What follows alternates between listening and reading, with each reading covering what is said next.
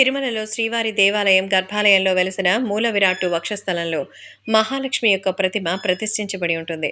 అందుకే వైకుంఠనాథుని శ్రీనివాసుడిగా పిలుస్తారు. ఈ మహాలక్ష్మినే వ్యూహలక్ష్మి అని తంత్రశాస్త్రంలో పేరు. ఇది ప్రపంచంలో ఏ దేవాలయంలో లేని తంత్రశాస్త్రం విశేషమైన కార్యక్రమం.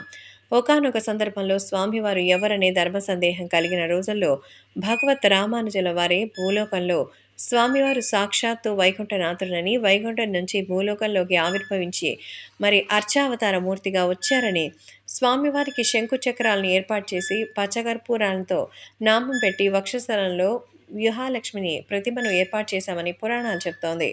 సో వక్షస్థలంలో మహాలక్ష్మి ఉండడం వల్లే శుక్రవారాల్లో శ్రీమన్నారాయణుడికి అభిషేకం నిర్వహించాలని మరి రామానుజుల వారే ఆరోపించారని, అలాగే శిలాశాసనాల్లో కూడా పేర్కొనబడింది.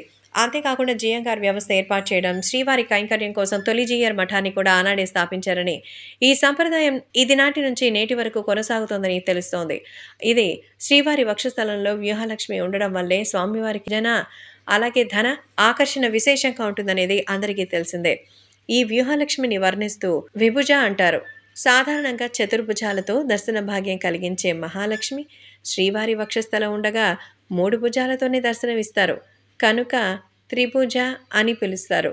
శ్రీవారితో ఉన్నప్పుడు 4 భుజాలతో పద్మాలు అలంకరించుకుంటే పద్మాసనస్థ వ్యూహంలో కూర్చున్నట్టుగా మనకు దర్శనమిస్తారు.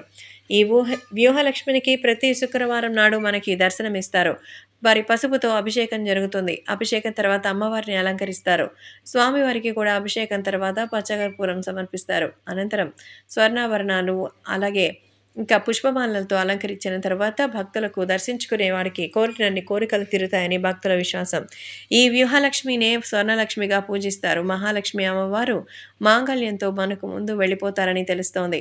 మరైతే అందుకే శ్రీవత్సం అని పిలుస్తారు. మహాలక్ష్మికి అంటే ఈ ప్రతిమ కూడా శుక్రవారం నాడు స్వామివారి ఏకాంతంగా శ్రీసూక్తంగా సుగంధ ద్రవ్యంతో చందనంతో అభిషేకం జరిపిస్తూ నూతన వస్త్రాల్ని మరి ధరింపచేస్తారు. కాబట్టి ఇప్పుడు స్వామివారికి మహాలక్ష్మి ప్రత్యేక ఆరాధన తర్వాత కర్పూర హారతి ఇస్తారు. ఈ విధంగా పూజలు అంటుకున్న వ్యూహలక్ష్మిని దర్శించుకున్న భక్తులందరికీ కూడా సకల సౌభాగ్యాలు అష్టైశ్వర్యాలు కలుగుతాయని భక్తుల యొక్క విశ్వాసం.